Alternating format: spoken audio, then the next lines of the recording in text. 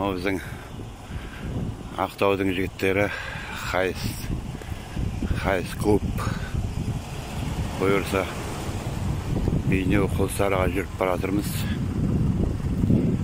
Қол ұшымызды берейік деп қиындық көріп отырған ағайындарға. Аз да болса көптей көреді енді.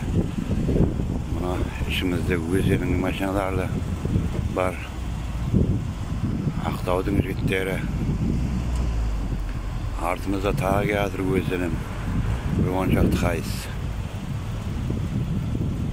Бүгін енді асарлатып баратырғанымыз сол. Қолымыздан көйіп келген көмек жасайын деп. Солай.